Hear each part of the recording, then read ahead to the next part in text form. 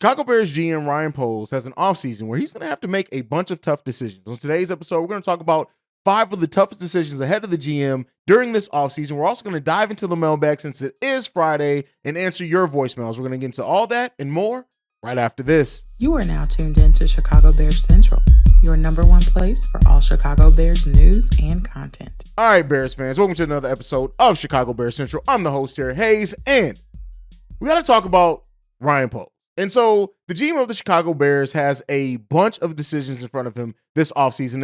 And frequently, or just as a sports fan, it's easier for us to talk about those decisions as if they're not as big as what they are. When you look at the great GMs and executives in the NFL, they make deals not only for the present, but also think about the implications that they could have for the future. And that is what Ryan Poles really has to look at in a couple of these different scenarios that we're going to talk about today. And the first one that we're going to talk about is what to do with running back David Montgomery. Now, I do think that both sides in this case with the Bears and David Montgomery and his agents are motivated to get on the same page. They do want to see a connection there. But the biggest thing, as we know for people who've watched football in and out, is that sometimes, even though you want a deal to work out, finding that magic number that makes both sides can be proven difficult for at times, even if somebody wants to stay. And so with that being said, now, when you look at the kind of the pay gap with running backs in the NFL, you have a gap between the $7 million mark and the $12 million mark. And then you have a lot of running backs in this draft that are going to kind of in this offseason, they're going to kind of fill out that middle area. You have one in Saquon Barkley that is probably going to set that bar even higher, but that's what it's kind of shaping up. And you have, I think most Bears fans want David Montgomery back. I do think that there are some, maybe a small vocal minority, that want to see the Bears go after an even bigger name like a Saquon Barkley. But Ryan Poles and David Montgomery, like the vibe that you get from this is that that the sides want to get a deal done. They want to find a deal that's mutually beneficial for both sides. And so that's going to be one of the biggest and toughest decisions in front of Ryan Poles, not just to get a deal done, but to get it done at the right number to where it doesn't look like a huge overpay down the line, or it's not a deal that negatively impacts some things you may have to use your cap space for in a year or two, even after this offseason. So it's not as easy as it always seems on paper, even with both sides really seeming like they want to get it done. Now, I do think in this case that there is going to be a deal done, but Ryan Poles also has to weigh in the Khalil Mack of it all. And what I mean by that is yes, David Montgomery and Khalil Mack were a great 1-2 punch, the best in the NFL by a large mark, well, by many estimations, or depending on what metrics you use. And so there's an idea to keep that together, but there's also an idea of if the number for David Montgomery gets too high, you do have Khalil Mack there. And you could add another running back, be it through free agency or maybe even through the draft. If you see a player there, that then you say, hey, listen, it's just we try to get a deal done and it just didn't happen.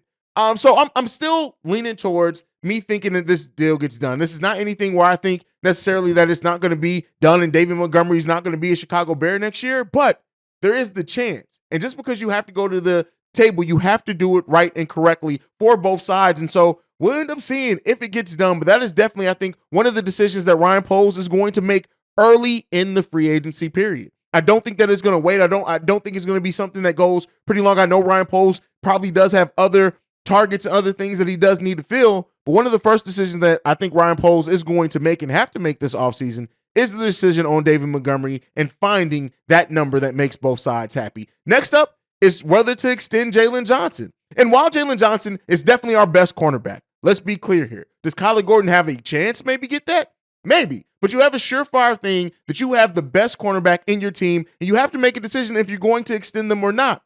But while Jalen Johnson didn't have a bad season, I wouldn't say, there still has some issues that you can try. If you find a more solid number one cornerback, you could kind of fix those. I mean, he does have issues with following wideouts, crossing routes, downfield routes. He's great in playing zone, and he's great when he's on one side of the field and has to worry about that. But when it's all said and done, it's when you look at the Jalen Johnson situation, it is going to be a big decision, not nearly as big as the David Montgomery one, but it is going to be a tough decision that he has to decide whether to give Jalen Johnson that extension. So we'll see. Most people, at least I view him as he's a low tier number one.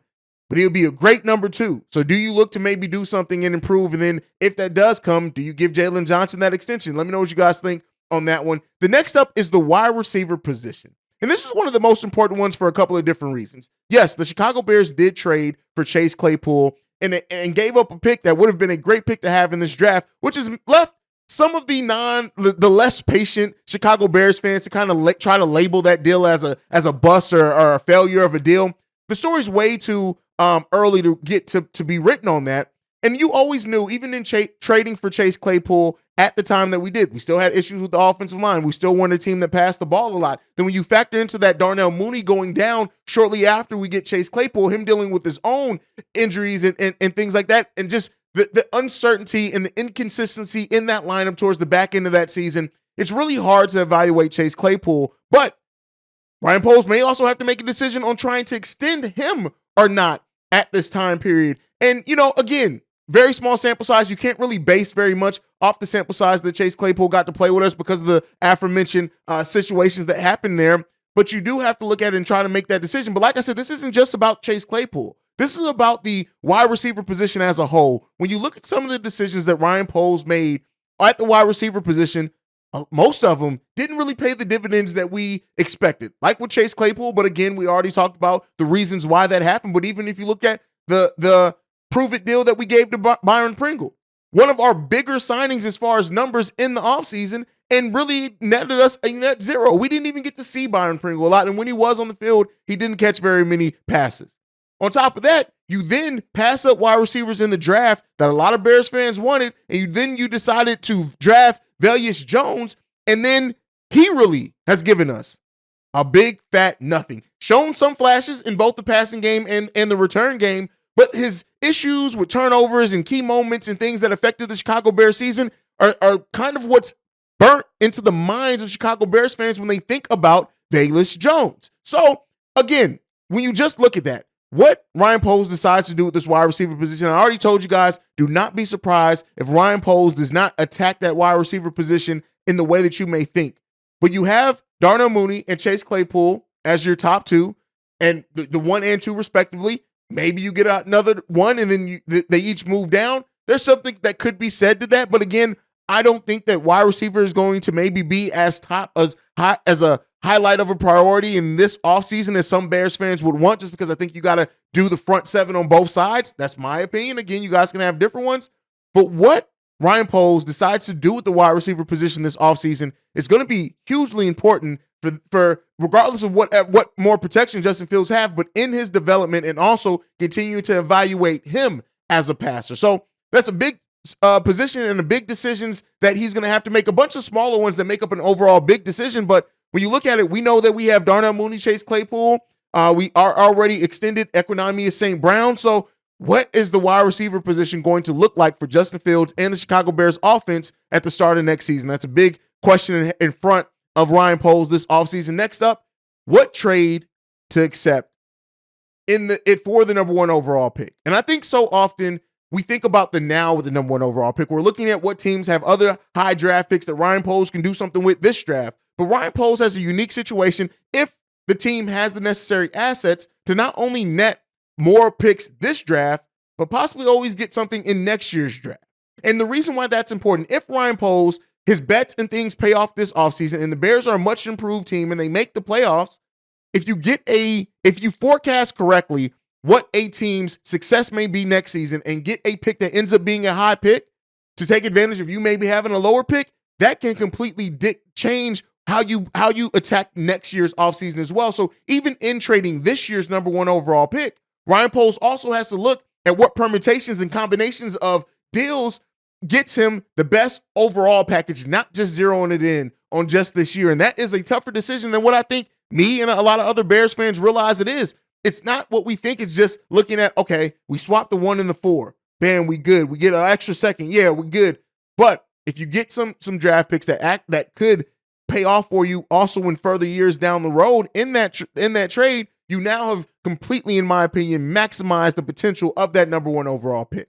All right, another tough call for Ryan Poles is just to rather extend certain players at this draft. Eddie Jackson. Do you give Eddie Jackson an extension or do you cut him? Like that's the thing. Again, not saying that Eddie Jackson doesn't belong on this team, but when you look at the financials of it, you as a post June 1st cut, you can save the team $13 million. Yes, you may say, hey, we got a lot of cap space, Hayes. Why are we worried about saving cap space? Because again, you're not only forecasting for now, but in the future. You can save $13 million on Eddie Jackson by cutting him post June 1st. He's an $8 million savings if you cut him prior to June 1st. So with the cap space that we have, of course, we can probably not only worry about that, but if we do decide that we need that extra space to sign our draft class, if we end up with a ton amount of picks, we could look to move on from that and cut that contract to save us some money on the back end.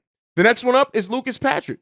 Cutting Lucas Patrick can get us $4 million in savings. But because we never really got to see him at center, only playing 10 snaps at the position we wanted to see him, he could be worth the cost as having a depth piece depending on what else we do with that offensive line. I think I already told you guys how I feel about it before. Not the biggest Lucas Patrick fan, but in the fact of the depth piece, or if you necessarily don't get the pieces you thought we were going to be able to get on the offensive line, you may think to keep him. The next one up, though, is Cody Whitehair. $10 million that we can save by releasing or cutting him. And while he has had a better career, his age, the injury history, his salary, it would probably make him more likely a cut than Lucas Patrick, especially because it nets you more savings. So be on the lookout for that as well. But those are the decisions that I feel Ryan Poles has ahead of him in this offseason that are going to be tough decisions to make. Now, it's Friday. Can't have Friday without a mailbag episode. We got one mailbag. This voicemail is from BC. What up, Chicago Bears Central? It's your man, BC. You know I'm always right. Hey, out the gate, let me say, man, y'all doing a great job. I hear y'all about a year in. I've been rocking with y'all every day while I'm out here driving this truck, man. So just keep doing a great job. Hey, like nephew say, oh, bro. Hey, check it out real quick. They say the tight end market, the tight end draft is really good this year. You think if we draft a really good tight end in the second or third round, that could alleviate the need of getting the number one wide receiver? Let me hear what you think, bro. Holler at me. All right, so BC, to answer your question is this.